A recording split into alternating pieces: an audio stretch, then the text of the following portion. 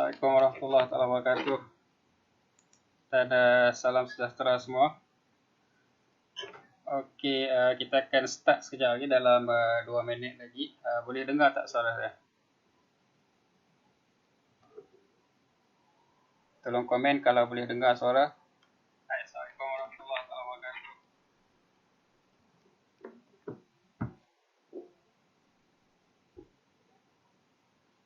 Yang ada tolong komen kalau boleh dengar dengan jelas suara saya. Sebelum kita start lagi 2 minit.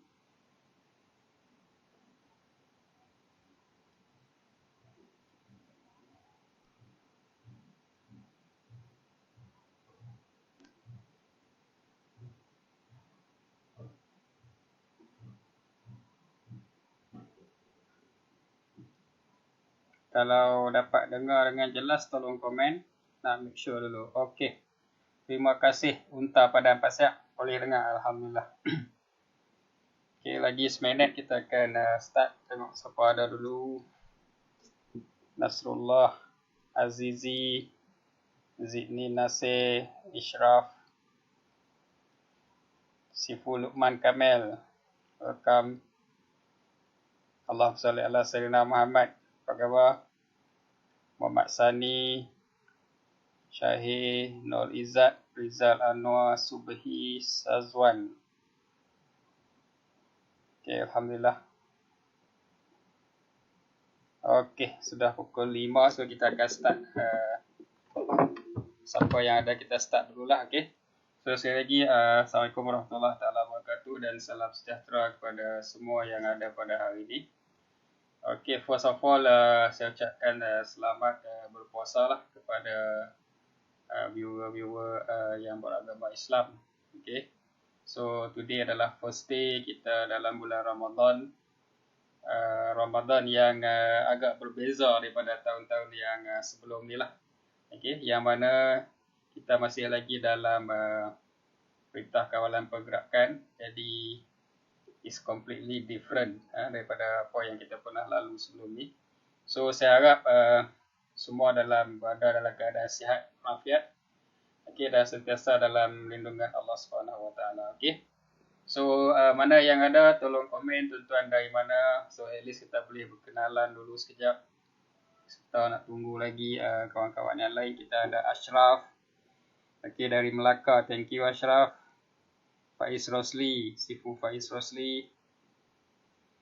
Okey, so hari ni kita masih lagi dalam topik management in trading. Actually hari ni punya tajuk supposed to be emotion management. Pada last week kita dalam psychology management. Daripada 15 item yang kita supposed to cover, kita cuma dapat habiskan 4. So minggu ni apa kita nak buat, kita akan habiskan yang bakinya dululah sebelum kita masuk ke emotion management. Sebab benda ni dia berkait rapat. So kita kena habiskan satu persatu dululah. So insyaAllah lepas dah habis kita punya 15 item dalam psychology management, dan kita akan pergi ke emotion management. Kalau tak sempat hari ni, tak apa, kita akan buat pada minggu depan emotion management ni. Sebab apa tuan-tuan, tanpa kita faham psikologi aspect of it, adalah agak sukar untuk kita nak kawal kita punya emosi semasa kita trading. So basically root dia ataupun akar umbi dia berada di psikologi management. 15 perkara yang saya dah share 4 minggu lepas, dan insyaAllah hari ni kita akan cuba cover sebanyak mungkin lah. Okay, berapa banyak yang boleh kita akan cover. Hopefully kita dapat cover semua 15 pada hari ni lah. Okay, Waalaikumsalam Faiz. Unta Padang Pasir dari Sepang. Azizi dari Muar. Cikgu sihat. Alhamdulillah sihat Azizi. Okay, semua Alhamdulillah dalam keadaan yang seadanya. Okay, so kita sebelum kita pergi ke emotion management, sekali lagi saya nak repeat, kita habiskan dulu psychology management. Sebab apa, yang ni adalah topik yang penting. Ada 15 perkara, kita dah habis 4 minggu lepas, kita akan cover lagi 9. Okay, Nur Izzat, Aisyah Alam clear, Alhamdulillah. Okay, sebelum saya nak pergi pada kita punya content. Bagi yang mungkin baru dengan saya, ini saya punya profile FB personal saya, Muhammad Rizwan Abdul Rahman, ataupun you boleh klik dekat Rizwan Rahman Okay, saya punya friend dia dah penuh, so boleh klik dekat follow dan juga see first. Okay, sebab apa banyak artikel yang saya tulis dalam Facebook sejak daripada tahun 2014 lah. Semua konten-konten yang kita share dalam FB Live pun daripada saya punya FB personal juga. Okay, so boleh follow saya dekat sana juga. Dan tak lupa sekali lagi tuan-tuan, saya minta kalau boleh tolong like kita punya page page GK Academy page di mana kita buat FB Live dengan GK Academy. Tolong like dan juga share kita punya FB Live hari ini supaya ilmu yang kita kongsikan ni walaupun sedikit tapi mungkin akan bagi impact yang besar kepada rakan-rakan kita dekat luar sana. Okay. So sebelum kita pergi kepada konten, sedikit saya nak sentuh tentang promotion yang ada di dalam GKFX, yang mana first promotion yang ada sekarang ni adalah $55 risk free bonus, yang mana bila kita buat deposit sebanyak $200 di dalam satu account, contohnya account A, account B iaitu account bonus tadi akan ada sebanyak $55. Yang ni risk free lah, sebab apa dia adalah bonus. Okay, dan minimum deposit lah 200, and then yang ni eligible untuk retail trader sahaja, leverage up to 400 lah, 1-400, and then position kita kena hold lebih daripada 2 minit, yang mana EA tak dibenarkan, dan kena habiskan 11 lot baru kita boleh withdraw $55 ni. Dan juga untung yang dapat daripada sana lah, dan maximum withdrawal adalah sebanyak 550. Okay, dan withdrawal allowed after 1 calendar month. Okay, so kalau nak dapatkan more info about this free risk free bonus, boleh PM dekat page, and then insyaAllah GKFX punya staff akan reply kepada tuan-tuan punya question. Dan yang kedua, kita ada $100 welcome bonus dengan minimum $200, kita akan dapat another $100 yang mana boleh withdraw. Okay, yang mana boleh withdraw tapi kena completekan 5 lot dululah, yang mana setiap lot mesti hold lebih daripada 2 minit, dan benda ni applicable untuk 1 bulan, 1 calendar month lah, daripada tarikh kita dapat bonus sampai ke bulan berikutnya. So kita kena completekan 5 lot and then boleh withdraw bonus ni. Okay, yang lain-lain kita akan cover kemudian nanti, okay, yang lagi 4 tu. So psikologi, saya nak recap balik yang last week, apa itu psikologi. Okay, psikologi adalah cara kita berfikir lah, atau sesuatu yang menguasai minda kita terhadap sesuatu perkara. Maksudnya psikologi ni lebih kepada how kita punya attitude atau kita punya thinking towards certain things lah. Okay, compare dengan emotion. Emotion lebih kepada cara kita react ataupun tindakan kita terhadap suatu perkara. Yang ni lebih kepada thinking. So kita perlu install right mental attitude dalam diri kita as a trader, supaya bila kita ada right mental attitude ni tuan-tuan, kita boleh align our expectation the way market actually exists. Maksudnya di sini tuan-tuan, okay, basically bahasa mudahnya kita kena faham nature dalam this industry. Sekali lagi saya sebut nature. Okay, yang ni saya selalu tekankan, sebab kegagalan untuk memahami nature, okay, yang menyebabkan kita tak boleh align kita punya expectation ataupun kita punya objektif tadi dengan keadaan industri. Maksudnya kita expect something yang di luar daripada kebiasaan. So that's why kita perlu faham dulu apa 15 item ni. Dan bila kita dah faham tuan-tuan, insyaAllah, okay, kita dah ada right mental attitude, kita boleh align our expectation the way market actually exists. Kita tak nak buat something yang abnormal ataupun yang bukan tak meet nature yang ada di dalam industri itu sendiri. So that's why tuan-tuan, kita kena install these things. Okay, so insyaAllah dengan new mindset kita akan dapat new results. Okay, insyaAllah. Saya tak janji apa-apa, tapi ramai yang bila berubah dia punya mindset, Alhamdulillah, dia dapat new result di dalam trading. And then some of them even dah pergi ke full time lah, dah jadi FTT, okay. Boleh spend more time dengan family dan boleh ada banyak free time dengan apa saja yang dia nak buat lah. So just because of dia ada mindset yang betul. Okay, insyaAllah dengan new mindset kita akan dapat new result. Okay, so minggu lepas kita dah cover 4, hari ni kita akan cuba cover sebanyak yang mungkin. Okay, yang kelima adalah pengurusan risiko adalah wajib. Sekejap, ada yang bertanya sini.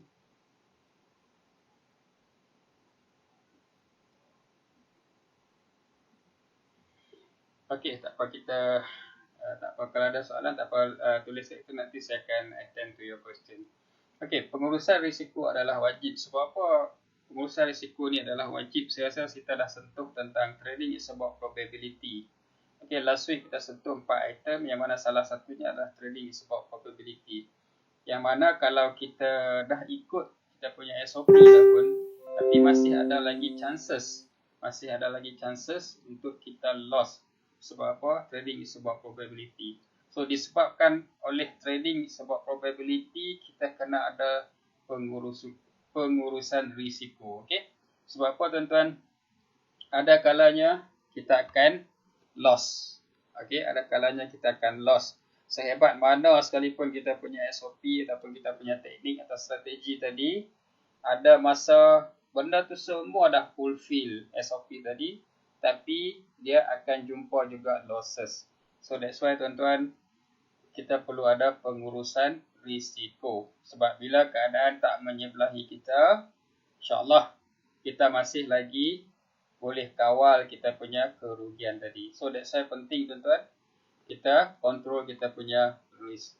Okay? Sebab apa dalam this industry tuan-tuan, kalau kita nak terlibat dalam this industry, kita kena faham risk ini adalah sesuatu yang kita perlu accept. Okay? Kita perlu accept risiko dalam this industry. Yang kita boleh buat tuan-tuan, kita hanya boleh reduce. Kita hanya boleh reduce dan ada kemungkinan kita boleh transfer, tapi untuk kita nak avoid risk secara total dalam this industry, tak dapat tuan-tuan. So kita kena faham.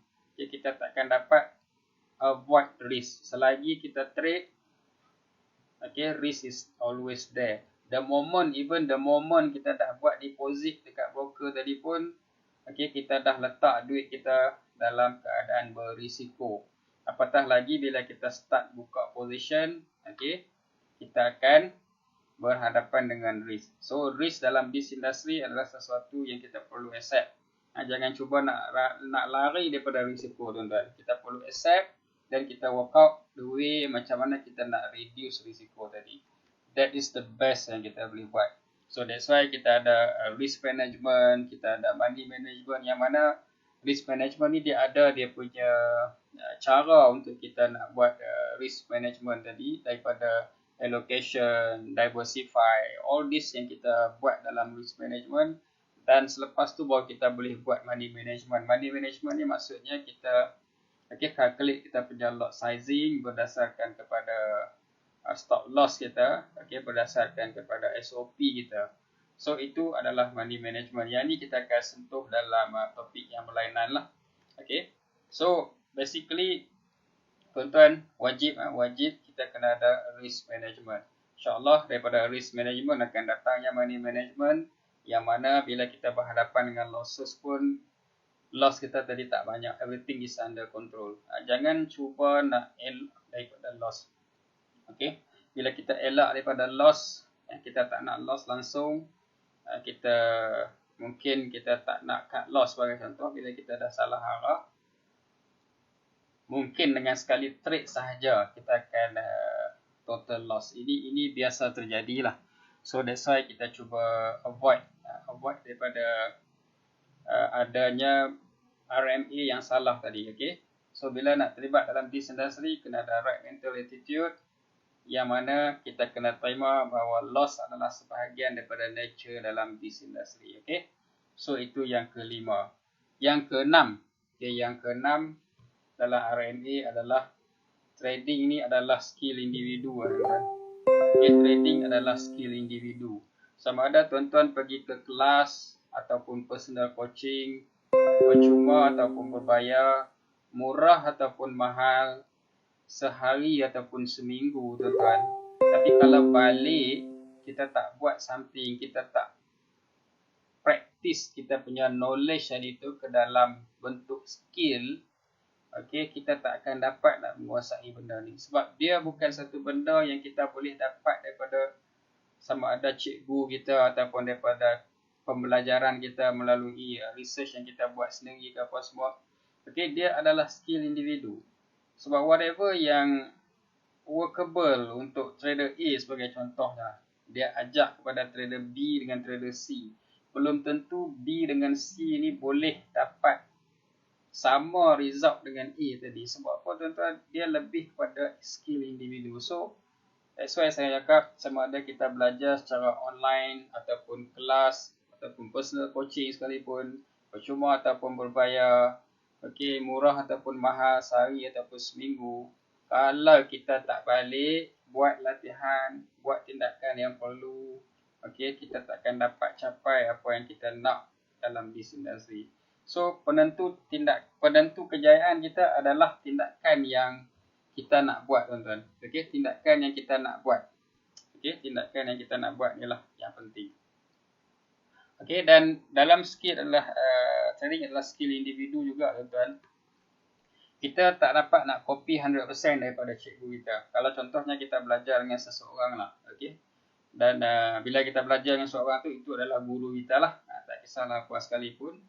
So that's why bila kita dah belajar something daripada cikgu kita tadi ni, okay, kita dapatkan dia punya asas. Dapatkan asas tadi bagi foundation dia tadi kukuh. Bila foundation tadi kukuh and then tengok balik macam mana kita nak sesuaikan dengan diri kita. Sebab personality kita dengan cikgu kita tadi mungkin berbeza. Berbeza daripada banyak aspek lah. Selain daripada personality adalah kesesuaian masa tu sendiri. Dari segi financialnya mungkin berbeza. So that's why kita tak dapat nak copy 100% daripada cikgu. Jadi belajar daripada asas yang cikgu bagi tadi tu and then sesuaikan dengan diri kita sendiri. Sebab yang ni penting tuan-tuan. Bukan bermaksud kita nak macam nak langgar sistem, nak langgar SOP ataupun whatever yang cikgu dah bagi tadi. But dalam this industry kita kena faham. Okay? Dia berbalik kepada skill individu. Sebab kita takkan dapat buat 100% macam mana ni cikgu. Unless kecuali kalau SOP kita tadi tu adalah fully mechanical. Okay, kalau fully mechanical, yes. Okay, you boleh copy exactly. Tapi selalunya lah bila terlibat dalam trading ni, dia akan involve banyak benda lah yang agak subjektif. So that's why kalau kita tengok pun tuan-tuan, okay, kalau kita tengok balik pun, si B dan C yang belajar daripada A tadi tu, mungkin suatu hari nanti B ni akan form dia punya SOP ataupun kefahaman dia sendiri berdasarkan daripada yang dia belajar daripada si A. Tapi itu bukan bermaksud kata kita B tadi salah, tak tuan-tuan. Sebab apa? Sebab personality B tak sama dengan A. So that's why dia mungkin ada sedikit modification. Dan ini yang terjadi dalam this industry tuan-tuan. Bukan saja hari ini tapi dah lama. Okay, kita tengok balik dalam this industry pun, okay, kita akan ada B yang belajar daripada A tadi tu, dia akan buat satu mungkin SOP yang baru, mungkin so-called teknik 1, 2, 3 sebagai contoh. Okay, bila dia buat yang ni, dia mungkin dah boleh kuasai teknik tadi. So dia mungkin rename, rebrand or whatever lah. So bila dia buat macam tu, itu kefahaman dia. Dan sisi yang mungkin sama-sama belajar dengan dia tadi daripada A, okay, mungkin akan belajar daripada si B juga. Dan sama juga dengan kawan-kawan yang lain, D, E, F tadi pun akan belajar daripada si B tadi. Dan mungkin dalam banyak-banyak tadi tu, dalam ramai-ramai tadi tu akan ada si, sebagai contoh lah si J. J mungkin akan buat modification lagi. Dan bila dia buat modification berdasarkan kefahaman dia, daripada situ dia mungkin dapat kuasai ikut dia punya style trading sendiri. Dan tak mustahil juga si C tadi tu yang belajar daripada A, yang belajar daripada B, dia akan belajar pula daripada si J tadi.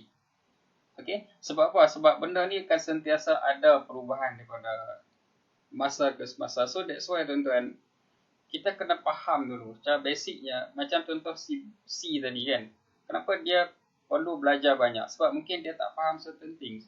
So that's why tuan-tuan belajar dia punya basic, dia punya foundation, and then sesuaikan dengan diri kita tadi. Okay.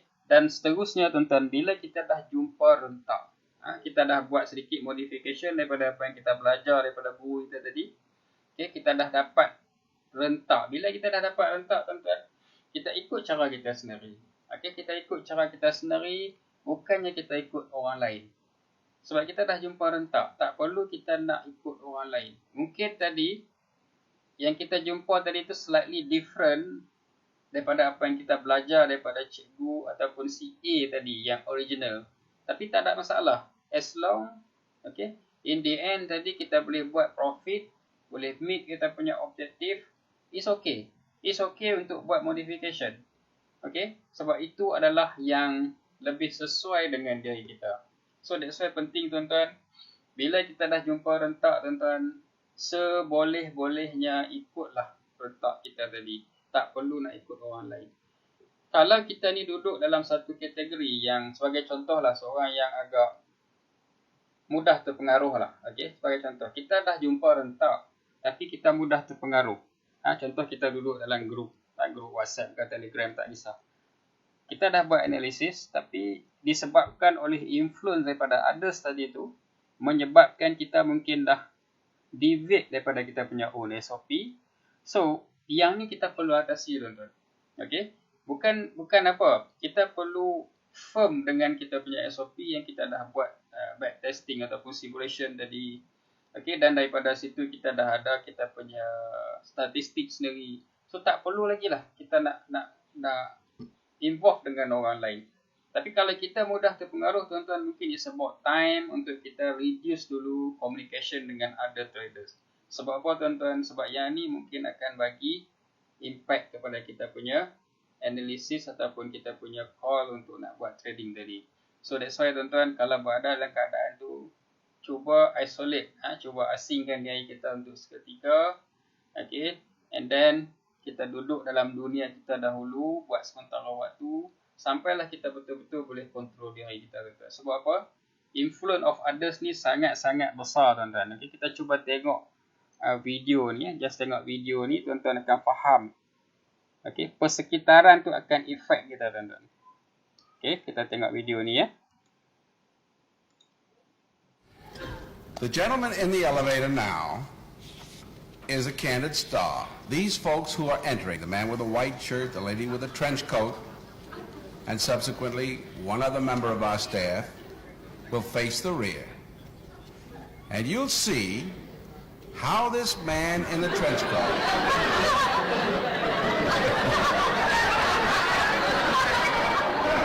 tries to maintain his individuality, but little by little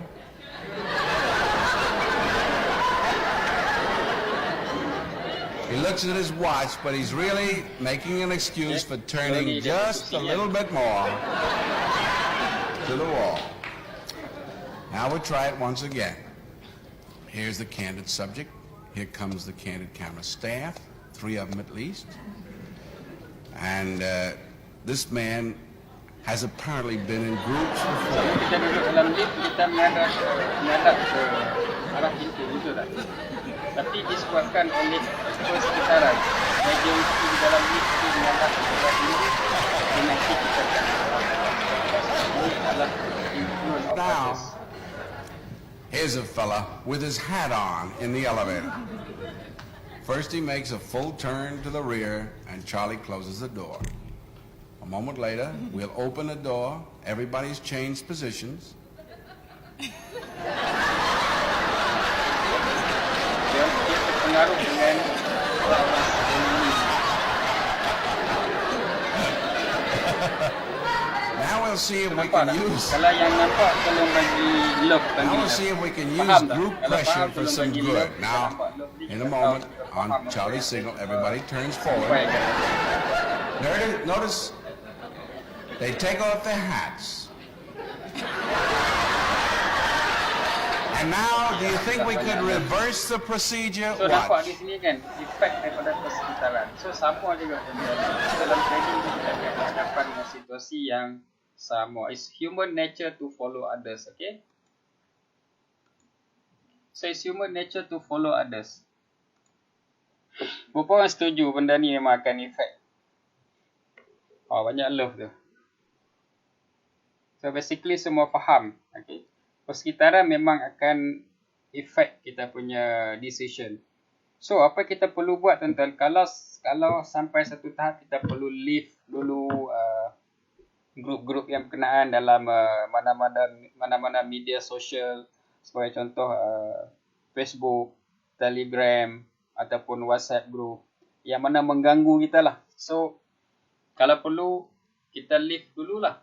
Tak ada masalah, and then join later. Ataupun kalau takut kawan-kawan perasa hati yang invite tadi tu, apa kita boleh buat, mute dulu. Mute dulu dan cuba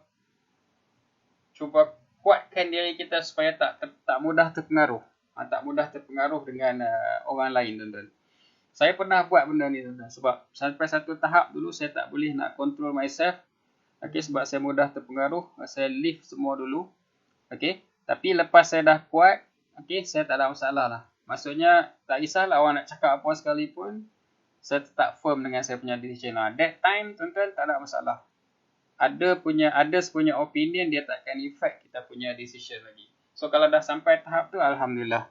So, macam sekarang, that's why most of the time, saya tak join sangat. Saya tak join sangat mana-mana group. Kalau ada duduk dalam tu pun, saya tak participate sangat dalam discussion. Dan even saya tak pernah provide signal, saya tak pernah nak tunjuk screenshot. Sebab, secara tak langsung macam ni ya tuan-tuan. Sebagai contoh lah, kalau saya tunjuk saya tengah masuk satu position. Contoh lah, senang cakap, saya tengah buy GJ lah. Okay, mungkin tuan-tuan pada masa tersebut tengah sell. Sebab apa? SOP tu adalah sell.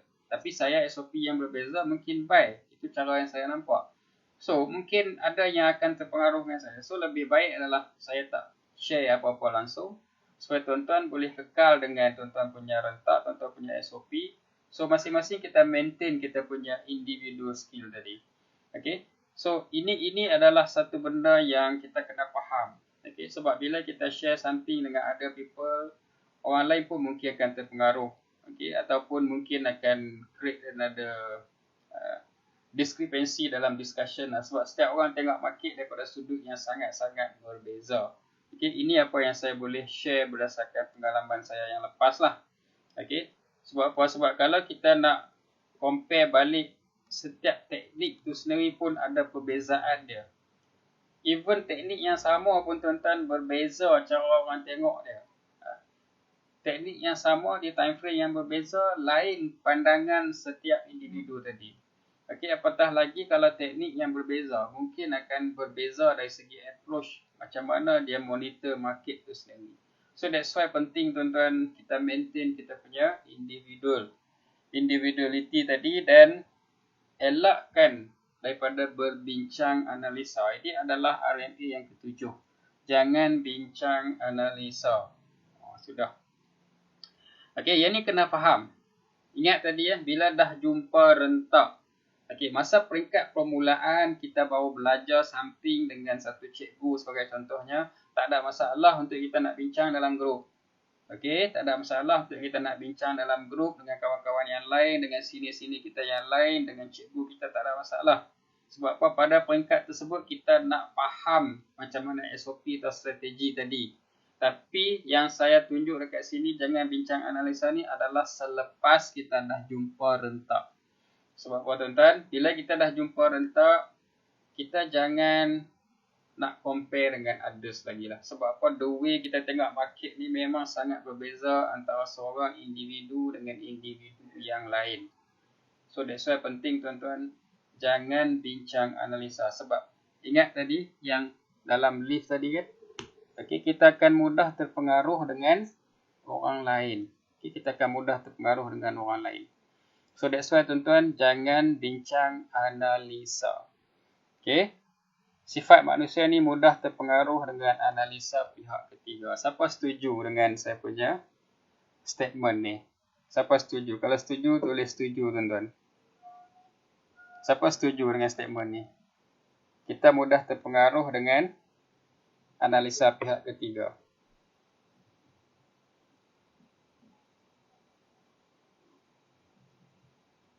Siapa setuju? Setuju tolong komen setuju.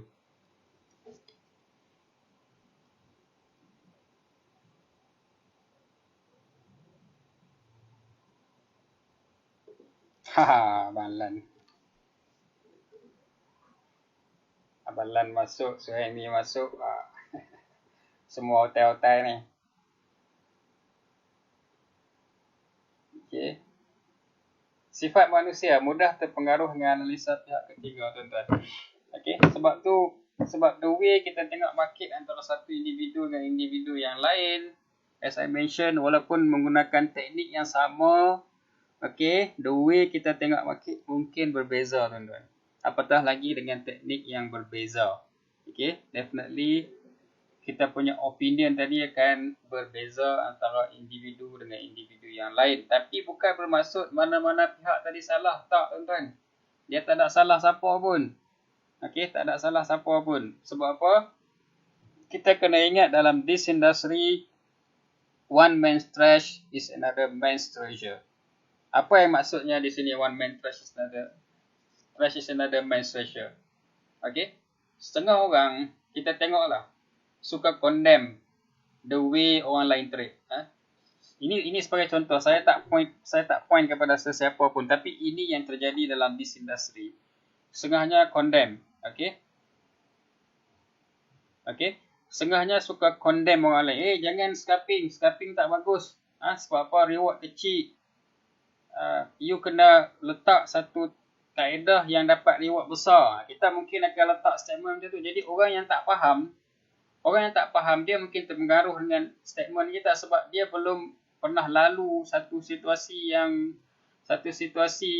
orang cakap kita pernah ke laut dalam, kita naik balik kan. Jadi setengah orang tu dia baru, mungkin dia kata kena ikut. Jadi secara tak langsung kita dah mempengaruhi dia. Sama juga tuan-tuan, ada setengah orang cakap hang tak boleh swing, market lah ni hang kena scalping, hang kena intraday saja. Tak boleh tuan-tuan, kita tak boleh nak dictate apa orang lain nak buat. Okay, saya sendiri pun tak berani nak cakap you buat macam ni salah. No. Siapa saya untuk nak cakap cara dia buat salah? No. Tak boleh tuan-tuan. Okay, tak boleh. Walaupun saya mungkin dah ada 14 years experience dalam this industry, it's wrong untuk saya nak cakap ini cara yang salah, ini cara yang betul. No, saya tak boleh cakap macam tu. Sebab apa? Dalam this industry, always remember these words. One man trash is another man's treasure. Mungkin satu benda yang kita tengok tadi tu, mungkin sampah untuk somebody, but emas untuk orang lain. So, ini kita kena pegang, tuan-tuan. So, dalam this industry, that's why kita kena agree to disagree. Kita raikan perbezaan pendapat. Sebab apa? Dalam industri ni tak ada betul, tak ada salah, tuan-tuan. Okay? As long as in the end tadi kita boleh buat profit, insya-Allah, tuan-tuan. Okay? Kita on the right track. So, jangan kita nak condemn siapa-siapa, nak condemn kaedah orang lain, nak condemn teknik yang lain, tuan-tuan. Okay? Tak boleh. Sebab kita perlu raikan perbezaan. Sebab the way kita tengok satu-satu benda tadi tu tak sama antara satu individu dengan individu yang lain. Okay? So, sebagai contoh, tuan-tuan, daripada angle mana kita tengok? Okay? Sama tak? Okay? Kalau saya cakap 9, anak saya cakap 6. Okay, daripada sudut mana kita tengok? Siapa yang betul, siapa yang salah dalam kes ni, tuan-tuan? Kalau kita tengok gambar ni lah. Siapa yang betul, siapa yang salah?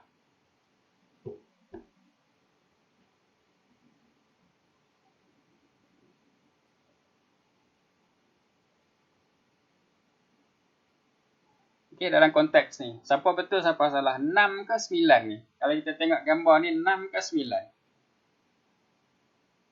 Siapa betul, siapa salah? Kalau kita tengok daripada gambar ni sendiri.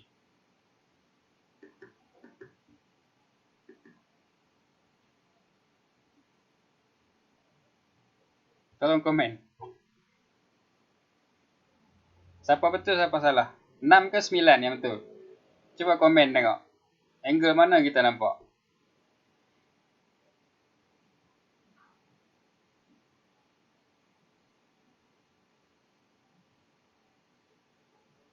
Okay, Syamil cakap dua-dua betul. Okay, kenapa dua-dua betul? Sebab apa? Daripada angle yang berbeza. So that's why tuan-tuan. Okay, dalam this industry, kita kena sentiasa raikan perbezaan. Tapi ingat yang tadi itu. Jangan mudah terpengaruh dengan analisa pihak ketiga. Kita dah ada something, kita dah ada sistem sendiri, follow kita punya sistem. Okay. Sebab ini adalah yang agak bahaya tuan-tuan. Okay. Sebab apa? Bila kita tak faham konsep ni, kita akan mudah terpengaruh dengan orang lain. Semalam saya buy GU, saya buy GJ. Alhamdulillah boleh profit. Tapi lepas tu saya sell balik. Bila saya sell balik, okay, ada sahabat saya, Tuan Bashir cakap, dia sell. Okay, dia pun profit. At the same time, saya pun sell balik juga. So, kalau saya letak analisis ini sebelum kejadian, dia akan cause problem juga, tuan-tuan. Mungkin ada yang terpengaruh. Kita dah exit dah yang buy. Mungkin dia baru nak start buy. Sedangkan kita dah masuk sell, kita tak inform dia. So, that's why saya cuba elakkan daripada nak share nanti. Bukan kita tak nak share technical analysis sebelum kejadian. Tak, bukan maksud saya macam tu. Tapi saya respect each other punya opinion dan juga SOP. So, that's why kita cuba maintain masing-masing punya SOP, masing-masing punya technical. Sebab apa? Sebab setiap individu tadi saya percaya memang berbeza. Sebagai contoh tadi saya ada buy GG dengan GU saya lagi hari ni. Alhamdulillah saya dah profit. Tapi saya tak berani nak cakap siapa-siapa. Sebab apa? Sekarang ni trend dah nampak sideway. Okay? Jadi boleh jadi kedua-duanya betul. So benda ni semua something yang kita kena raikan perbezaan. Sebab apa? Kita tak tahu daripada angle mana kita tengok, tuan-tuan. Okay, just because you are right does not mean I'm wrong. You just haven't seen life from my side. So that's why, tuan-tuan, penting untuk kita raikan perbezaan dalam this industry. Even dalam life sekalipun kita perlu raikan perbezaan. Okay, ingatlah, one man trash is another man's treasure. Sebab dalam this industry, objektif kita nak buat profit, betul tak? Kita nak buat sedikit profit dalam this industry untuk nak cover kita punya expenses, untuk cover kita punya cost of living. Okay, kita nak dapatkan profit. Itu dia punya ultimate goal. Bukannya nak bertekak siapa yang betul, siapa yang salah. Sebagai contoh, saya tunjuk satu analogi lagi lah. Kita bawa apa yang ada di dalam life ke dalam trading. Okay, sebab tu kalau tuan-tuan pernah dengar pepatah kan, how you do anything is how you do everything. Okay, how you do anything is how you do everything. Maksudnya, kita bawa diri kita ni yang daripada luar, daripada industri masuk ke dalam ni. So, diri kita orang yang sama, tuan-tuan, masuk ke sini. So, sama juga, tuan-tuan, bila kita buat sesuatu dalam this industry, saya pernah share sebelum ni, always bila kita nak buat something, okay, we start ataupun we begin with ends in mind. Okay, we begin with ends in mind. Dalam this industry, ultimate goal adalah untuk buat profit. Betul tak? Kita nak withdraw some amount of money daripada market. Itu kita punya ultimate goal. Macam mana nak buat? Masing-masing ada dia punya cara dia sendiri. Sebagai contoh, tuan-tuan. Okay, contoh, saya nak tangkap ikan. Ini saya punya live. Saya punya live memang macam ni. Saya orang kampung. Okay, saya nak tangkap ikan. Sekarang ni, okay, kalau saya nak guna tangan. Kalau orang sini, orang Kedah kata meragau lah. Okay, saya dapat ikan. Boleh tak kalau saya nak gunakan kaedah lain untuk nak tangkap ikan? Boleh tak kalau saya memancing? Saya bawa anak-anak pergi memancing sebagai contoh untuk dapatkan ikan. Salah tak saya buat kaedah tersebut? Boleh tak boleh, tuan-tuan? Instead of nak pergi meragau ikan tadi tu, saya tukar kaedah pergi kepada memancing. Boleh tak boleh? Pada pandangan tuan-tuan, just comment. Okay, sebab apa? Ultimate goal saya nak dapat ikan. Satu, mungkin saya guna tangan untuk meragau. Yang kedua, memancing. Salah tak salah? Boleh tak boleh? Komen kat situ. Kita nak tengok.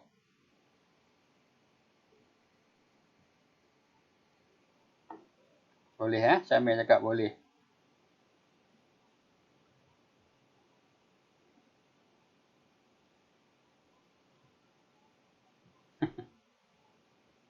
Okey, boleh. boleh tak boleh saya nak menjaring ataupun kita kata memukat. Kita tahan pukat. Boleh tak ada masalah. Boleh tak boleh kalau saya nak tahan taut. Boleh tak boleh? Boleh. So, kaedah mana sekalipun tuan-tuan yang saya nak guna pakai, tak ada masalah. Sebab apa? Objektif tadi adalah untuk nak dapat ikan. So, terpulanglah kita nak guna kaedah mana sebab ends in mind adalah nak dapatkan ikan. So, sama juga dalam trading tuan-tuan. Ends in mind kita nak buat sedikit profit. So, nak guna kaedah scalping ke, intraday ke, swing ke ataupun position trader tak ada masalah. Okay. Yang mana sesuai dengan diri kita, kita buat. Ends in mind, ingat kita nak buat profit.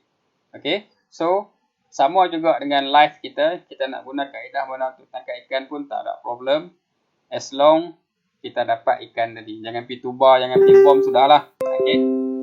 Putih benih tu. Alright. So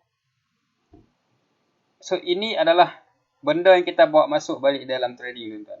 Okay, kaedah yang sama kita bawa masuk dalam trading supaya kita boleh dapat hasilnya. Yang penting tadi adalah hasilnya. Okay. Asalkan kita tak menipu orang, kita tak scam orang betul. Alright. Yes, Syamil cakap go yang sama cara berbeza, betul. Suhaimi, janji dapat ikan, betul Suhaimi. Janji dapat ikan.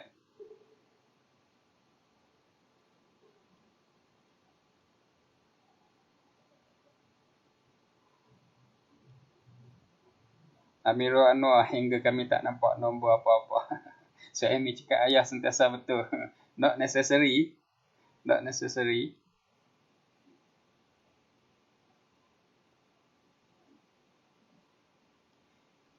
Danish lapar. Sabar Danish. Sekejap lagi ya, sekejap lagi. Dalam 1 jam plus-plus lagi kita akan berbuka puasa. 2 jam lah. Lebih kurang. Alright. So, bear in mind, always remember this. Okay. Ultimate goal adalah kita nak buat sedikit profit. Nak guna kaedah mana, no problem tuan-tuan. Buatlah kaedah mana pun tak ada masalah. Sebab apa? As long kita dapat profit yang kita nak tadi is okay. It's okay. Alright. So, setakat ni ada apa-apa soalan tak? Okay. Kita dah buat 4. Kita dah buat 4 lagi. Ada apa-apa soalan tak? Kalau ada, kita cuba nak. Sebelum kita pergi yang balance-balance tu, kita cuba jawab yang ada hari ni. Muslim tanya, masak apa cikgu hari ni? Okay, actually Muslim, kita tiap-tiap hari kat sini apa yang saya buat, actually kita since this year, kebanyakan masjid dan surau tak ada lah bubuk lambuk, betul tak? So apa yang saya buat dekat sini, dekat rumah saya sendiri, kita buat bubuk ayam McD. Bubuk ayam McD. Okay, yang mana kita provide setiap hari lah untuk kejiranan ni. Siapa-siapa saja yang nak lah actually. Okay, dia orang boleh datang dan collect lah. Itu yang saya buat kat sini lah.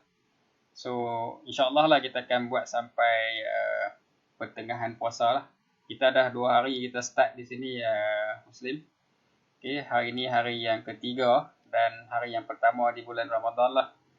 Jadi, aktiviti saya memang setiap hari saya akan masak untuk juadah yang kita akan distribute. Actually sekarang distribution pukul 6 sejak lagi akan start sehingga pukul 7 lebih kurang time tu. Hari ni kita ada nasi tomato ayam masak merah dengan bubur ayam lah. Itu menu wajib setiap hari .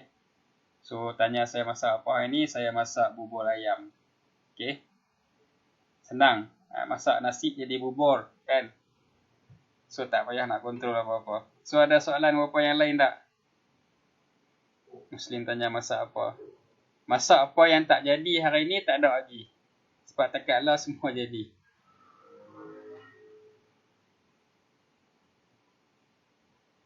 Okay, tak ada soalan. Ada soalan tak? Okay, kalau tak ada soalan, just komen tak ada soalan setakat ni. Saya boleh proceed kepada kita punya contents yang balance lagi.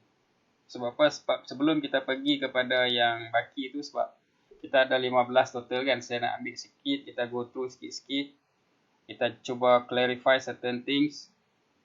Okay. Muhammad Makram tanya, cikgu masih trade guna teknik? Ya, saya masih trade guna BBMA. Okay. Sebab saya dah serasi dengan BBMA, saya masih menggunakan BBMA sampai hari ini. Dan dalam BBMA pun saya hanya menggunakan re-entry lah. Okay, re-entry sahaja.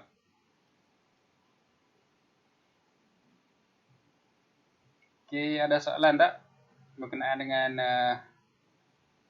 kita punya contents daripada nombor 5, 6, 7 tadi? Tiga subtopik yang kita dah discuss.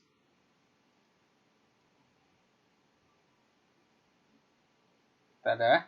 Kalau tak ada, saya nak go to kita punya next. Tolong komen. Ada soalan? Kalau tak ada, saya nak proceed ke next.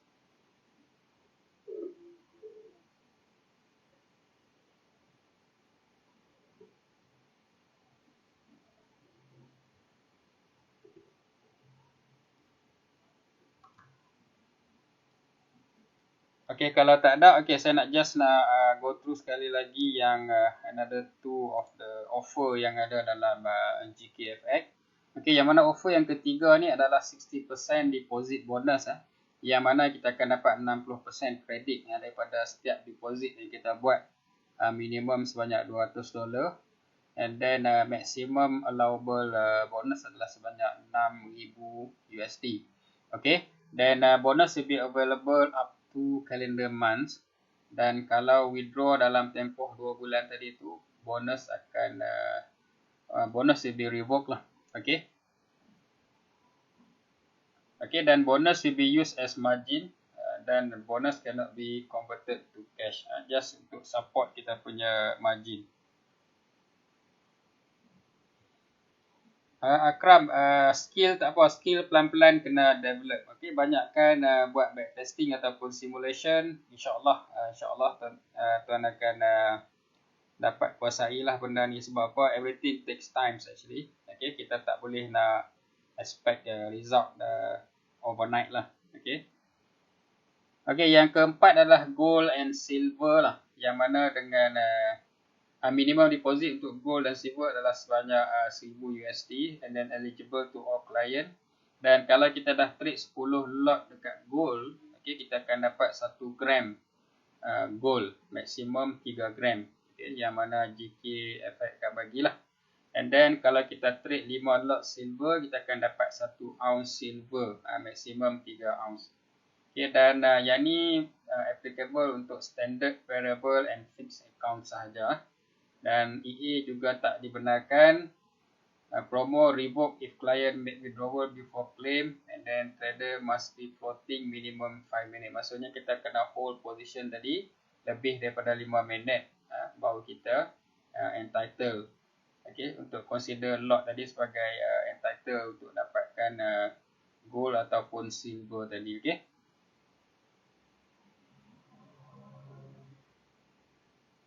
Ya, betul Fatih. Psikologi untuk bertahan positif lebih sukar daripada negatif. Sebab most of us dia boleh tahan negatif floating. Dia rela untuk hold position masa negatif. Tapi bila positif, selalunya kita cepat-cepat nak tutup lah. Okay, selalunya kita cepat-cepat nak tutup. So the best macam mana kita nak overcome this problem, sekejap lagi saya share dalam kita punya sub-topik yang seterusnya lah. Okay, so kita pergi ke item yang ke-8, iaitu we run our own risk. Okay, maksudnya dalam this industry tuan-tuan, kita tak bersaing dengan siapa-siapa untuk menang tuan-tuan. Okay, berapa banyak profit kita buat sekalipun, sebab kita bukan duduk di dalam satu kontes. Saya bercakap tentang industri as a whole, bukan kontes yang diadakan oleh broker ataupun mana-mana kumpulan. Yang tu memanglah sebab kita bersaing bersama kita untuk nak menang dalam kontes tadi, tapi daripada konteks industri as a whole, kita sebenarnya tak bersaing dengan siapa-siapa sekalipun. Okay, ini adalah satu bisnes yang boleh dikatakan satu benda yang personal, lebih kepada personal. Dia tak melibatkan orang lain langsung. Okay, kita dengan market sahaja. Kita tak ada lah nak kena fight dengan orang lain. siapa dapat banyak, siapa dapat sell kat pucuk, buy dekat akak. Tak ada tuan-tuan. So that's why kita tak perlu nak terpengaruh lah dengan benda-benda tu semua. Sebab kita bukannya nak bersaing dengan siapa-siapa. Okay, kita bukan nak bersaing dengan siapa-siapa. Okay, we run our own race. Okay, kita bukan duduk dalam satu perlumbaan untuk menang sampai satu tahap pulun sampai tahu-tahu kan. Sampai tahap ni lah kita kata kan. Kita nak menang tadi. Tapi mata terbeliak apa semua kan. Dan mungkin kita nak berdengki dengan orang lain. Mungkin menggunakan kaedah-kaedah tertentu. Kita tak perlu buat semua tu tuan-tuan. Sebab apa? Sebab kita dalam satu industri yang kita tak perlu nak bersaing dengan sesiapa pun. Okay, kita cuma nak buat sedikit profit daripada industri ni untuk survival kita.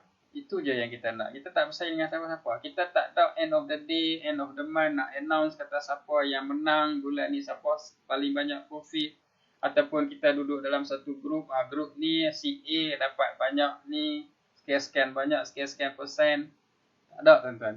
Okay, competition tu semua diwujudkan oleh broker, diwujudkan oleh grup-grup. Mungkin untuk nak encourage ataupun nak motivate trader-trader tadilah. Tapi as a whole dalam this industry, kita tak compete dengan siapa-siapa tuan-tuan. We run our own race. Kita tak bersaing dengan siapa-siapa. Kita tak berlumba dengan siapa-siapa. So take your own sweet time untuk belajar, untuk develop you punya skill. And then finally, kita cuba consistent. Sebab apa? Consistent is the key dalam this industry. So tuan-tuan, bila bercakap tentang consistent, okay, berapa orang dekat sini yang audience yang ada kat dalam ni yang looking for consistency di dalam trading? Cuba komen ataupun cuba komen kat sini. Berapa orang yang nak konsisten di dalam trading? Okay, berapa orang yang nak konsisten dalam trading yang ada online sekarang ni? Berapa orang yang nak konsisten dalam trading? Sebab saya ada next question yang saya nak tanya you all. Sebab apa? Question yang saya tanya ni tuan-tuan, bukan apa tuan-tuan, just nak break kita punya the way how we think. Mungkin daripada persoalan yang saya tanya tadi, tuan-tuan akan terfikir something dan buat dengan satu kaedah yang berbeza dan mungkin akan menghasilkan result yang lebih baik in future. Kalau tuan-tuan tak okey sekarang ni, mungkin okey. Kemudian kalau dah okey sekarang ni, mungkin boleh buat dengan lebih baik lagi. Okay. Okay. Okay, dah ada yang Amin Brado. Okay, nak konsisten. Abang Soleh nak konsisten. Asrul nak konsisten. Okay, ada lagi tak yang nak konsisten dalam business industry? Muazzam. Okay, Muazzam nak konsisten. Looking for consistency dalam this industry. Yang lain-lain? Dalam ni ramai ni. Currently ada lebih daripada 40 viewer. Okay, yang lain-lain ni tak nak konsisten. Sebab apa? Yang mana komen nak konsisten ni, saya akan sumpah supaya tuan-tuan konsisten dalam tempoh yang terdekat, insyaAllah. Sumpah bagi konsisten. Okay? Kita akan doakan kawan-kawan kita supaya sentiasa konsisten dalam this industry. Okay, kita ada few people tadi yang nak konsisten dalam this industry, nak konsisten dalam result. So, satu je saya nak tanya tuan-tuan. Kita nak konsisten dalam result, tapi adakah kita konsistenkan cara kita? Okay, kita konsistenkan cara kita tak? Sebab kita nak konsisten result. Yang kita cakap tadi, kita nak result. Okay, kita nak result, betul kan? Result yang konsisten. Kita nak result yang konsisten. Cuma sekarang ni soalan saya adalah, adakah kita menggunakan kaedah yang konsisten? Adakah kita menggunakan satu kaedah yang konsisten?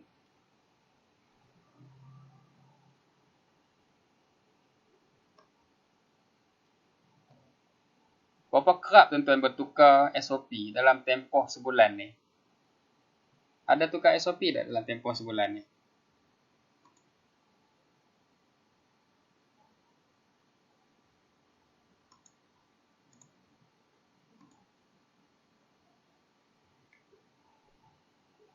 So, sebenarnya adalah penting untuk kita konsistenkan cara, tuan-tuan. Sebab apa? Consistent action creates consistent result. Selalu langgar SOP. Okey, Abang Soleh selalu langgar SOP. Cik Amir cakap banyak kalau setup tak ada.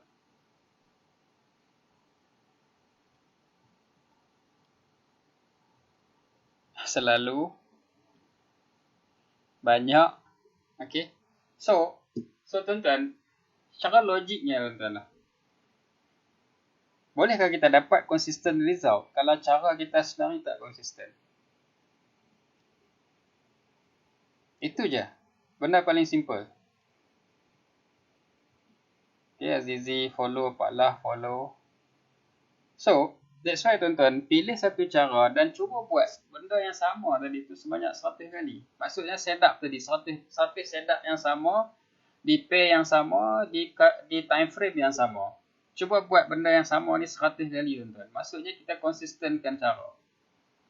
Sebab apa tuan-tuan? Bila kita dah pilih satu SOP, di satu time frame, di satu pair, maksudnya kita dah fokus pada satu benda saja tuan-tuan. Bila kita fokus pada satu benda, kita buat secara berulang-ulang benda yang sama. Okey, kalau kita kata anak-anak kita lah dekat sekolah, okey, kita cakap latih to be, betul tak? Okey, bila kita buat latih to be ni sebab kita akan buat dan berterusan buat. So, sama juga tuan-tuan, bila kita pilih satu saja daripada banyak-banyak SOP kita, di satu time frame, di satu pair dan kita buat di 100 setup yang sama, insya-Allah tuan-tuan, apa yang boleh jadi, kita dah boleh develop kita punya subconscious mind. Okey, subconscious mind kita akan dapat develop, dapat dibangunkan dan seterusnya tuan-tuan. Okey, dia akan bertindak dengan sendirinya insya-Allah. Maksudnya tadi kita dah jadi rutin, dah jadi habit. Okey, dia dah jadi habit. Bila jadi habit ni maksudnya something yang kita dah tukar daripada sistem kepada habit.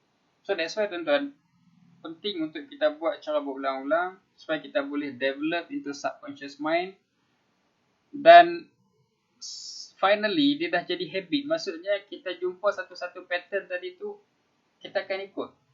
Kita akan ikut. So sistem tadi dia dah ubah ke disiplin, dia ubah ke bentuk habit.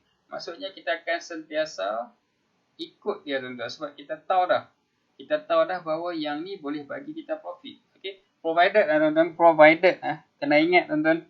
Okey, bagi yang pernah ikut saya punya FB Live sebelum ni, pastikan yang kita pilih tadi tuan-tuan, ini penting pastikan yang kita pilih tu adalah sesuatu yang workable. Maksudnya melepasi break even win rate. Kalau tidak tuan-tuan, kalau tuan-tuan salah pilih, tuan-tuan buat 100 kali pun, tuan-tuan develop subconscious mind. Yes, subconscious mind tadi kita dapat develop. Tapi tuan-tuan, kita dah buat satu benda yang mungkin tak boleh bagi profit. Maksudnya, okay, kita praktis benda yang tak profit. Atau dalam arti kata lain, mungkin benda tu boleh merugikan. So, penting tuan-tuan, yang kita pilih tadi pastikan, okay, pastikan kita dapat yang workable dulu. Ashraf tanya kat sini, kena buat backtest selalu ke tuan?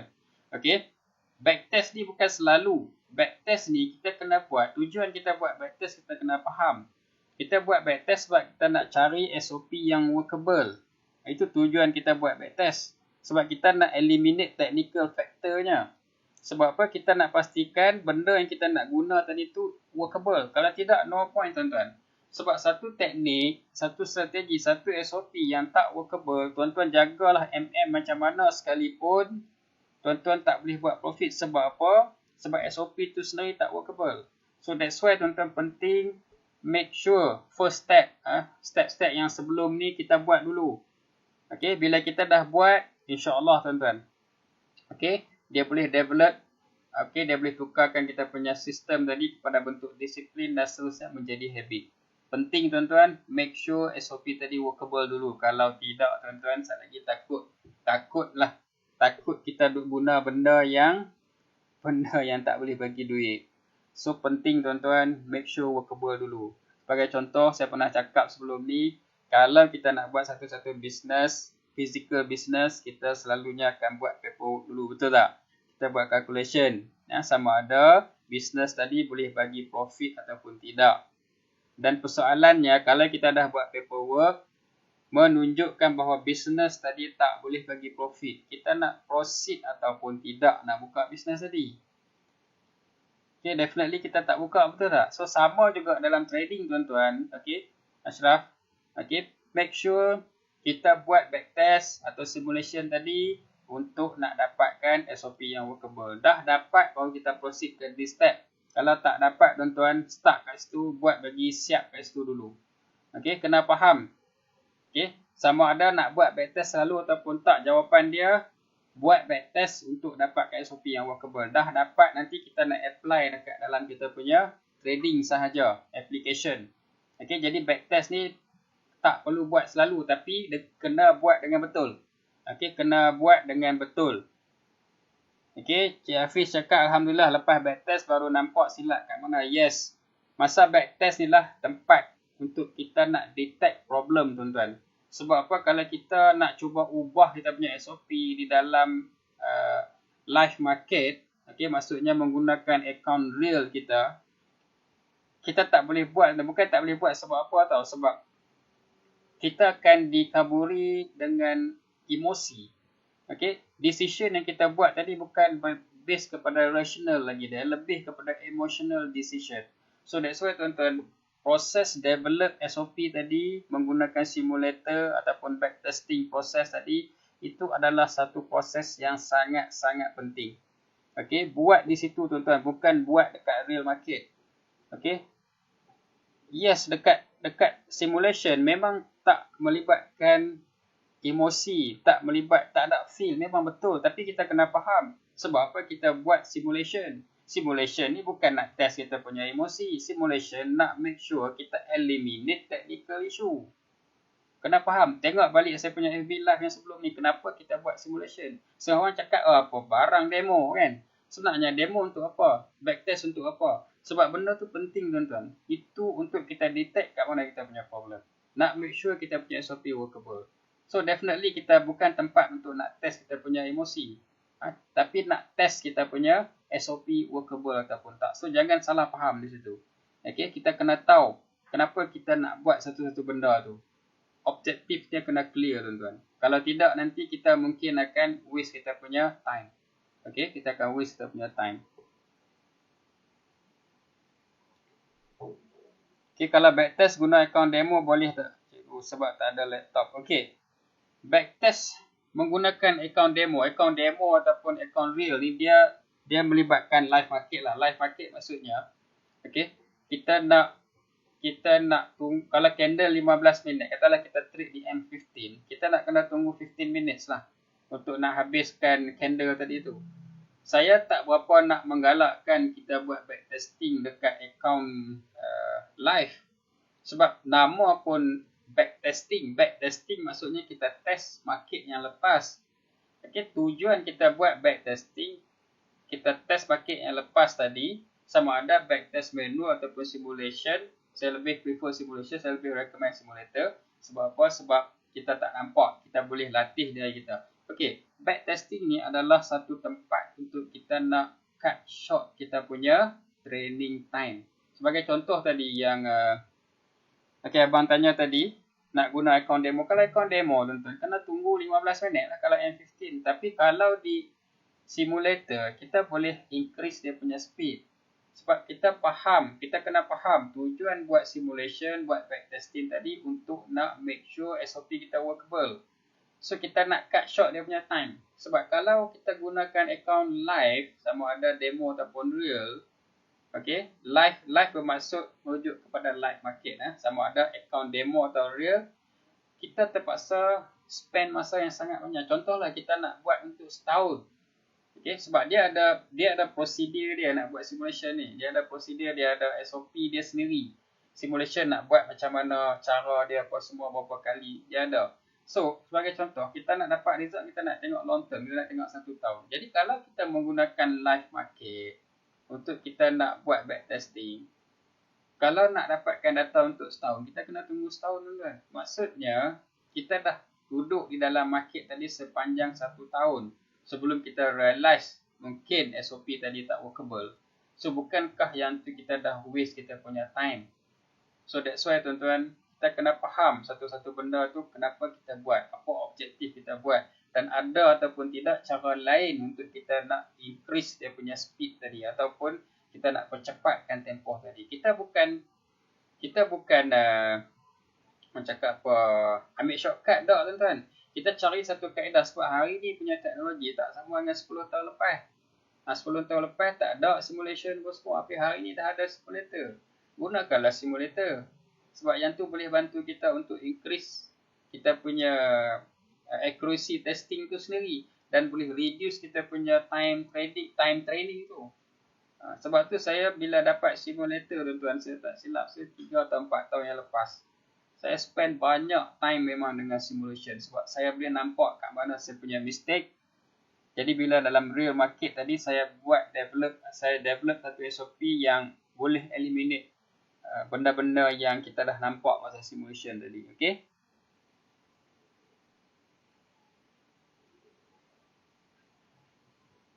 Waalaikumsalam Zulfazli. Ya Zizi, simulator boleh bantu kita dalam banyak aspek lah kalau nak sebut. Alright? Okay. So berbalik kepada kita punya konsisten tadi tuan-tuan. So kena faham konsisten tu, kita kena faham dia punya definasi dulu. Okay. Definasi konsisten you have to be able to do things over and over again. Okay. To do things over and over again. Dan kenapa ianya penting? Apa yang penting? Sebab apa? Sebab kita bila dah ada konsistensi, kita boleh scale up for greater outcome. But definitely tuan-tuan, consistent action creates consistent result. So penting ya tuan-tuan, penting untuk kita konsistenkan kita punya action dulu. Maksudnya konsistenkan cara kita dulu. Sebab apa tuan-tuan? Analogi paling simple lah. Okay, kalau kita nak bancus cawan kopi, jangan bancus sekarang. Okay, kita dah start puasa. Okay, apa ingredient yang kita perlu, atau apa bahan-bahan yang diperlukan untuk bancus cawan kopi dan kopi O? Okay, apa bahan-bahan yang diperlukan untuk bancus kopi O? Cuba tulis kat komen apa yang kita perlu ada untuk bancus secawan kopi O.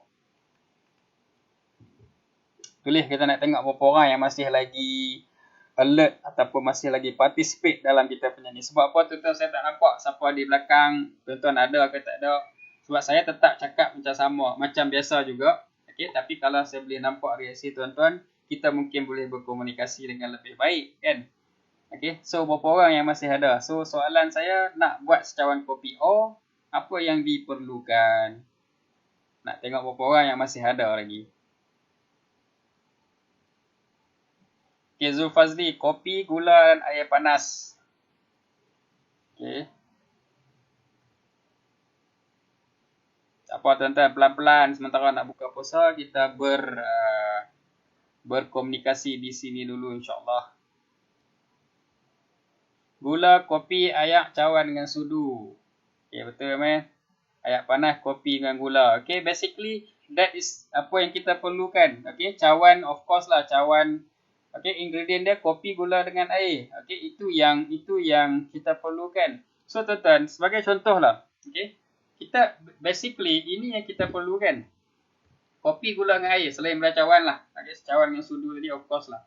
So tuan-tuan, kalau hari ni contoh lah. Hari ni katalah kita bancus cawan kopi, kita masukkan satu sudu kopi, satu sudu gula dan 3/4 daripada cawan tadi, okey, dengan air panas. Dan rasanya memang just nice untuk kita punya mulut. Maksudnya taste kita tadi memang kena. Saya ulang Katakan hari ni kita bancus satu cawan kopi, kita masukkan 3 suku cawan air, kita masukkan 1 sudu gula, kita masukkan 1 sudu kopi. Dan rasanya memang just nice, sedap. Okey. Tapi besok tuan-tuan, besok kita nak bancus kopi O juga.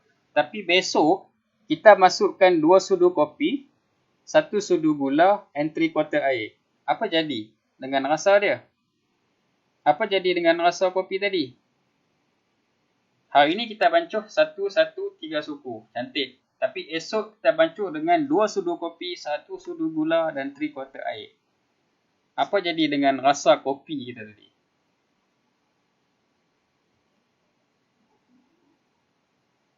Apa jadi?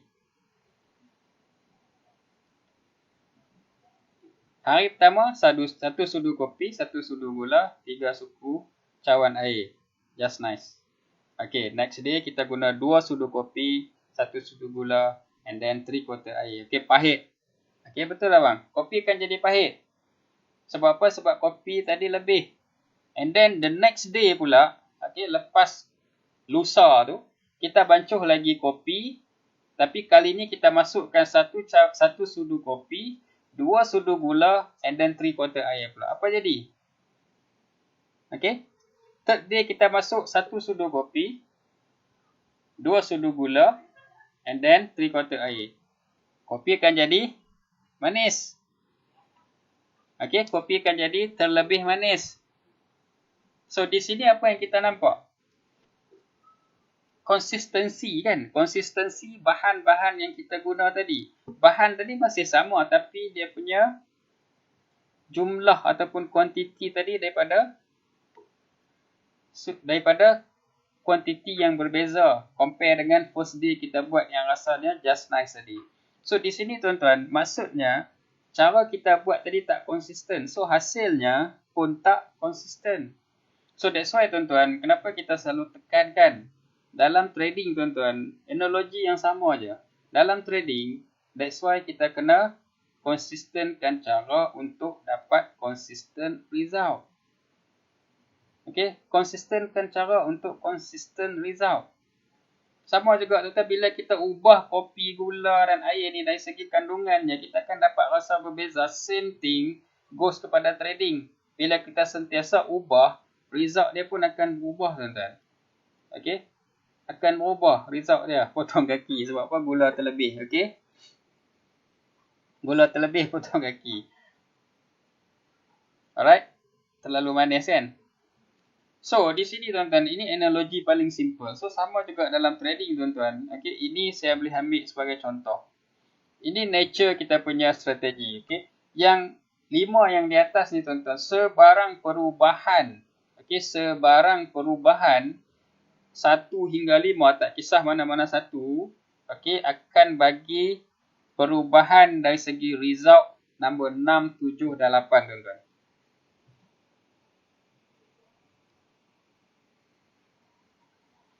Okay, sekali lagi saya ulang.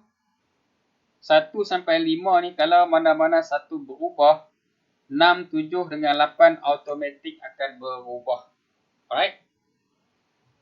Apa dia 1 hingga 5 ni? Teknik yang kita guna pakai, setup yang mana satu, time frame mana yang kita guna, pair mana yang kita trade, risk reward ratio dia, 1:berapa dan sebagainya. Sebarang perubahan dekat sini tuan-tuan akan bagi perbezaan result nombor 6, 7 dan juga 8. Okay, sekali lagi saya ulang. Sebagai contoh nombor 1, teknik yang kita guna katalah naked. And then kita menggunakan breakout sebagai kita punya setup di time frame daily, pair NZD USD dengan risk reward ratio 1:2. Katakan ini SOP. Dan dengan SOP ini kita dapat win rate 50%, frequency setahun ada 24 kali, consecutive loss ada 8 kali.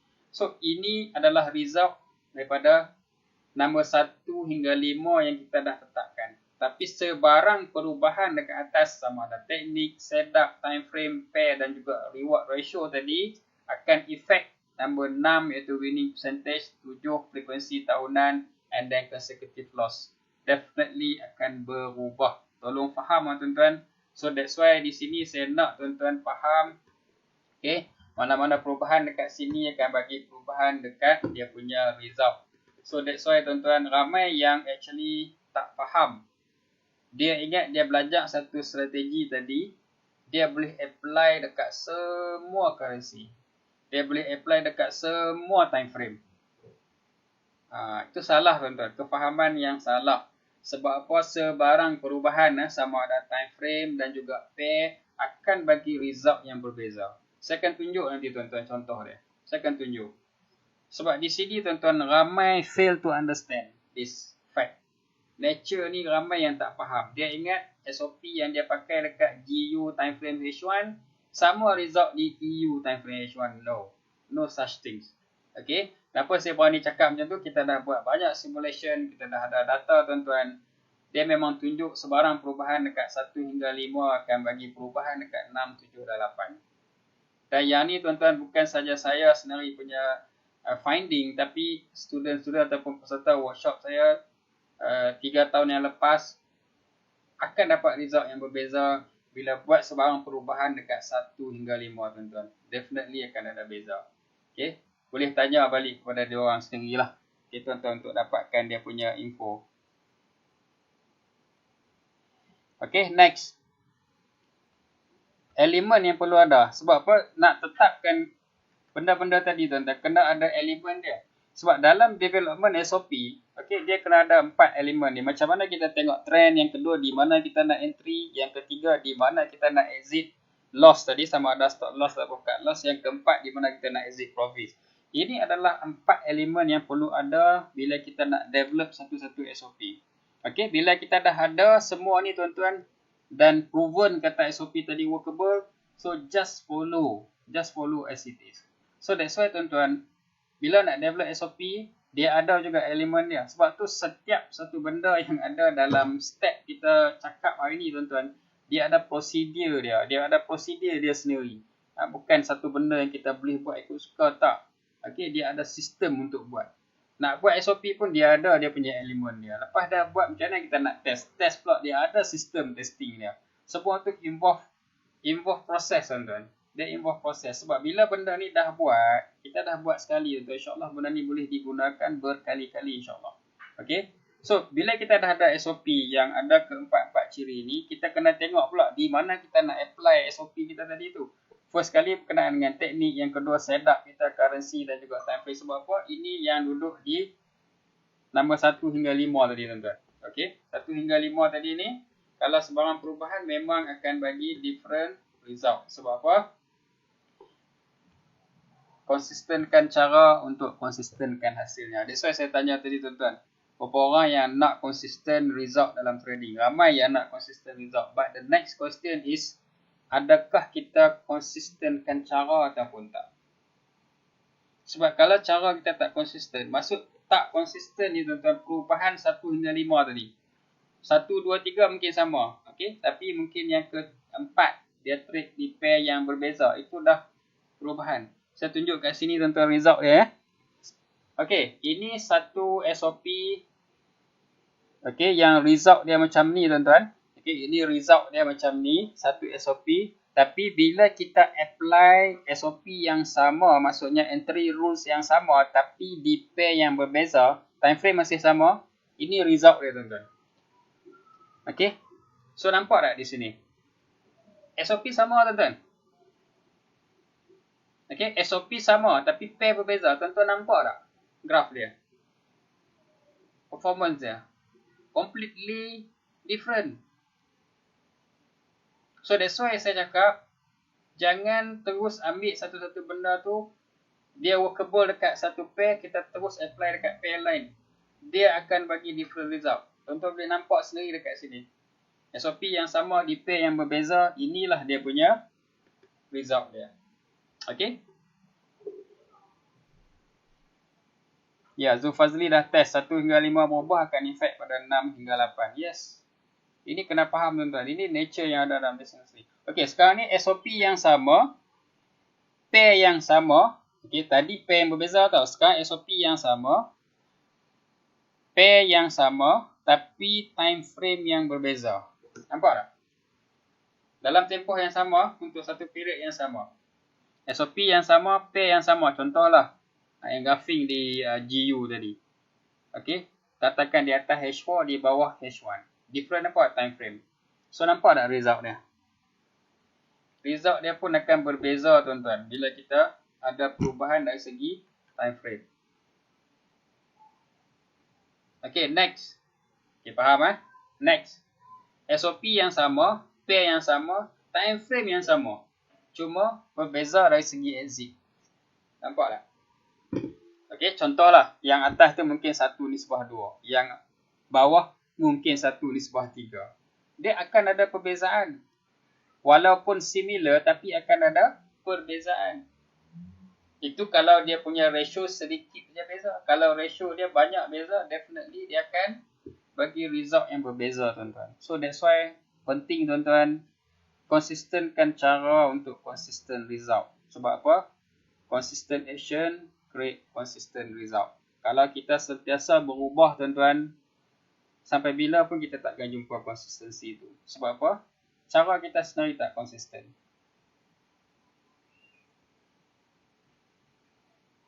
Okay, Hafiz nampak apa beza Azizi ya? Okay. Semua setuju eh?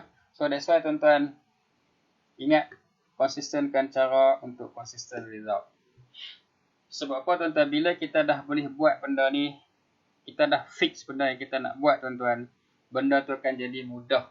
Benda tu akan melekat kita ke dalam kita punya subconscious mind. Kita akan sentiasa ingat benda tu kita nak buat. Okay? Kita ambil simple analogi lah, tuan-tuan. Kita masuk dalam bangun pagi tiap-tiap hari kan. Okay? Kita masuk dalam bilik air kan. Selalunya kita akan buat apa? Kita akan gosok gigi, betul tak? Okay? First thing kita akan capai berus gigi, kita akan letak ubat gigi tadi, kita gosok gigi. Okay? Location is always fixed. Tapi contoh wife kita ubah lokasi. Sebelum ni duduk kat sebelah kiri, belah bawah. Tapi tiba-tiba keesokannya wife kita ubah lokasi, dia letak berus gigi dengan ubat gigi tadi tu di sebelah kanan atas. So the moment kita masuk dalam bilik air besoknya tadi tu, tangan kita tetap akan pergi ke sini, tuan-tuan. Akan pergi ke lokasi yang lama. Sebab apa? Kita dah used to it. Kita dah biasa dengan tempat tu. Jadi kita akan pergi ke situ juga. Tapi kita dah realize at that time, dah tak ada di situ. Maksudnya, berus gigi dengan ubat gigi tadi ada somewhere else. Okay, kita akan cari dalam bilik air tadi di mana. Okay, dan finally kita akan jumpa, tuan-tuan, di situ. Okay, kita akan buat proses macam biasa gosok gigi. The following day, kita masuk bilik air. Sebab kita dah used to it, sebelah kiri bawah, kita akan masih lagi pergi ke situ. So, dia tadi, the moment kita nak pergi situ, kita dah realize. Sebab semalam kita dah lalui proses tu. Okay, kita tahu tak ada di situ, tapi di tempat lain. Tapi first tadi, kita akan pergi di situ dulu. Sebab apa? Kita dah used to it. So, the moment kita dah realize bukan di situ, kita akan pergi tempat yang baru. Dan benda ni akan berulang, tuan-tuan. Sampailah satu tahap, nanti dia dah used to it. Dia punya ubat gigi dengan berus gigi tadi berada di sebelah kanan atas. Itu dah jadi dia punya new normal lah. Macam keadaan sekarang ni, okay, kelaziman yang baru. Okay, dia akan used to it. Tapi lama kelamaan, okay, dia dah biasa di situ, body dia tadi, dia akan sentiasa react kepada situasi itu berdasarkan kepada keadaan yang baru, tuan-tuan. Tapi kalaulah wife kita selalu ubah kedudukan berus gigi tadi tu, agak-agak apa jadi, tuan-tuan. Okay, sekejap atas, sekejap bawah, sekejap mungkin di bawah tempat di bawah siki ke apa, wallah alam kan, apa jadi masa tu. Okay, kita jadi bercelaru je tak? So sama juga, tuan-tuan, dalam trading, maksudnya kita sentiasa ubah. Kita sentiasa ubah kita punya strategi atau SOP tadi. Jadi secara tak langsung kita akan celaru. Bila kita nak trade tadi pun, kita akan sentiasa berubah daripada satu method ke satu method. Jadi kita tak boleh nak establish dia dalam bentuk habit. So this is dangerous, tuan-tuan. So that's why penting untuk kita konsistenkan cara tadi, supaya kita boleh consistent result. Alright. So lama kelamaan, tuan-tuan, ibarat macam kita bawa kereta lah. Kalau dulu kita belajar bawa kereta, memang kita pun susah nak bawa kan. Tapi hari ni, tuan-tuan, bila we used to it, apa jadi dekat kita?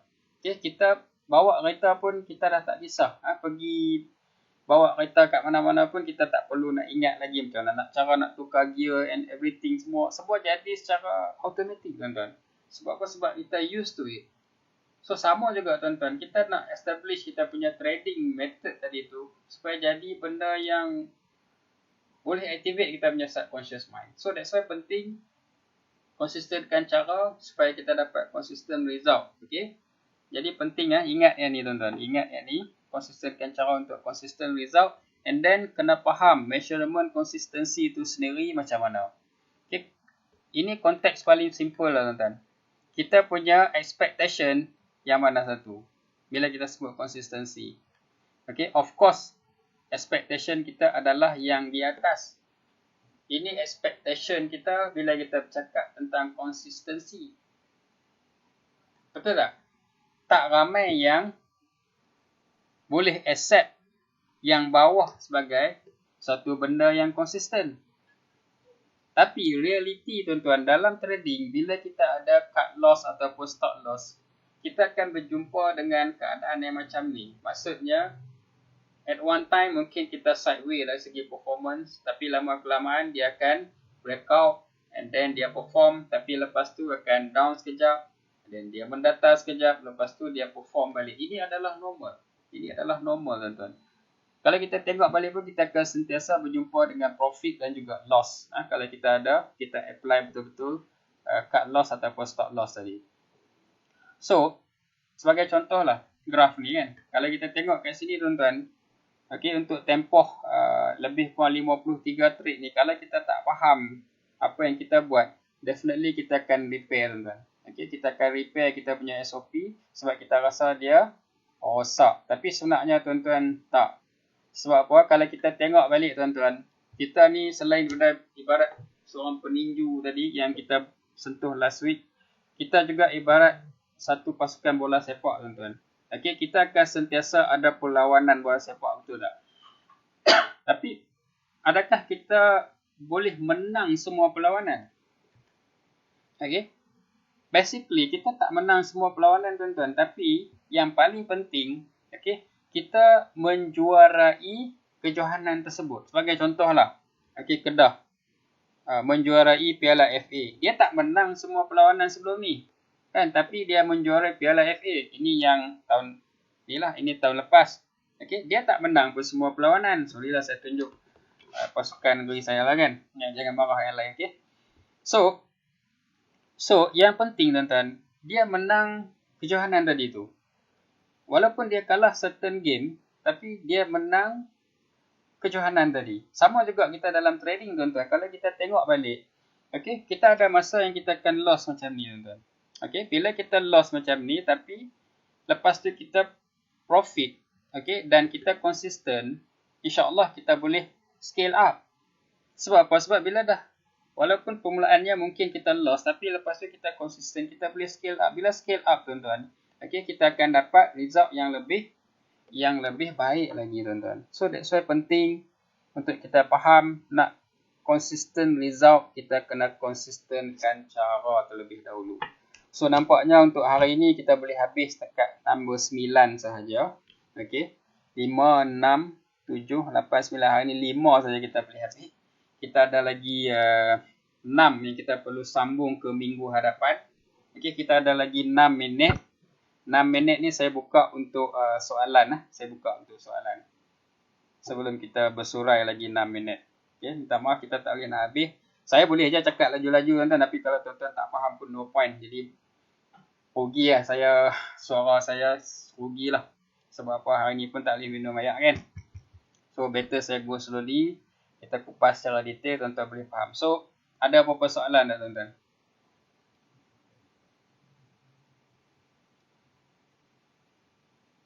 Ada soalan tak? Okey, setakat ni tuan-tuan, ini komen buat kita punya konten 1 jam setengah, hampir 1 jam setengah kita buat ni. Adakah ianya membantu tuan-tuan? Adakah ianya membantu? Setakat kita dah share beberapa siri FB Live ni. Ini dah masuk yang keempat tuan-tuan. Is it something yang berguna untuk you all?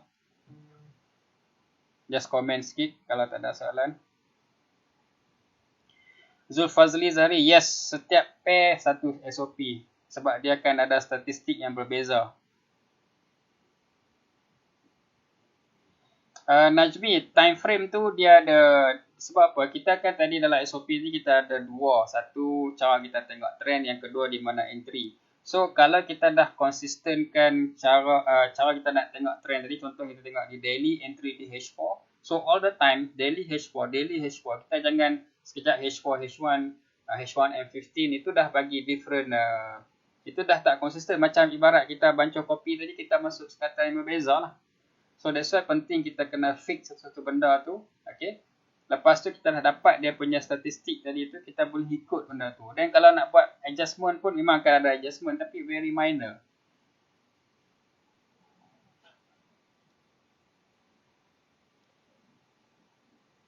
Makram tanya entry, saya base pada H4 Makram, tapi yang ni bukan terpulang kepada individu sebenarnya. Setiap orang ada cara dia. Syamil sangat membantu, Alhamdulillah.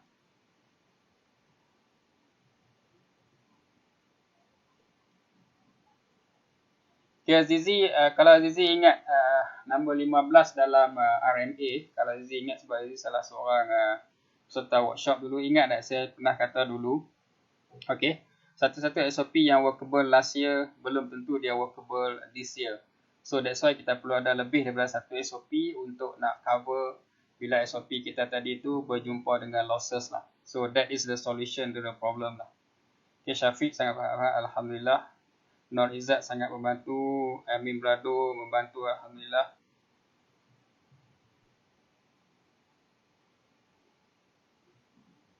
Ya, kita kena masterkan satu-satu teknik SOP, yes.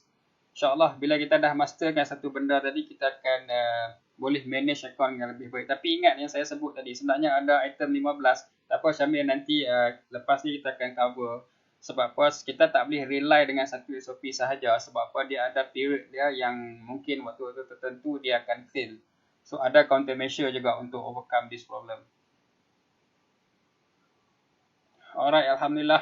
Okay, kalau yes, membantu. Okay, satu saya minta tuan-tuan, tolong kalau boleh tolong register dekat link yang saya letak dekat heading kita ni. Just register account dengan GKFX. So at least yang ni show your support kepada kita punya program. Sebab apa, kalau banyak support nanti mungkin benda ni kita akan sambung lagi. Sebab apa, setakat ni kita akan buat selama 6 sesi.